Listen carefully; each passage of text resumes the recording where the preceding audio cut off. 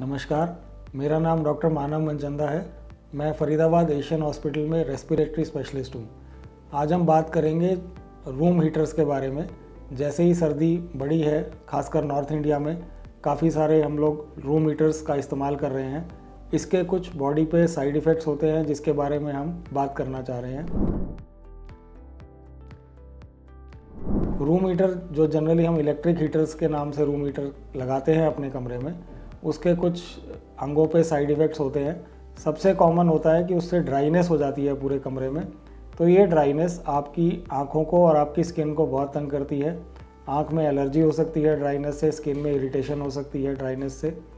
ये इसके कुछ कॉमन साइड इफ़ेक्ट्स हैं जो लेस सीरियस हैं, लेकिन इससे कुछ सीरियस साइड इफ़ेक्ट्स भी होते हैं जो कि लंग्स को हमारे तंग करते हैं। जितना ज़्यादा हम रूम हीटर, सपोज़ हम 4-5 घंटे से ज़्यादा रूम हीटर इस्तेमाल करते हैं तो शरीर जो कमरे में ऑक्सीजन है वो कम होती जाती है और कार्बन मोनोऑक्साइड एक गैस है जो बढ़ती जाती है।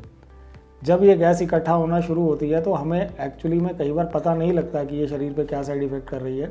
केवल शुरू में सिर दर्द होगा, थोड़ी सी लाइट हेडेडनेस होगी, थोड़ा ऐसा लगेगा नौजिया जैसा लगेगा, सिर भारी लगेगा, चक्कर आएंगे।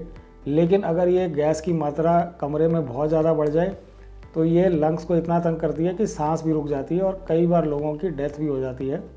जैसे हम गैस गीज़र इस्तेमाल करते हैं आजकल नहाने के पर्पज़ से, उसमें भी ये कार्बन मोनोऑक्साइड गैस से काफ़ी कॉमन लोगों को प्रॉब्लम्स होती हैं। तो मेरा सुझाव ये है कि अगर आप ये हीटर इस्तेमाल कर रहे हैं तो उसको लिमिटेड टाइम के लिए करें, 1-2 घंटे के लिए करें। रात को सो के उसको ना चलाता छोड़ दें ताकि रात में पता लगे कार्बन मोनोऑक्साइड बढ़ गई और आप सोने में ही बेहोश हो गए। उससे हमें पता भी नहीं लगेगा कि शरीर पे क्या असर आया।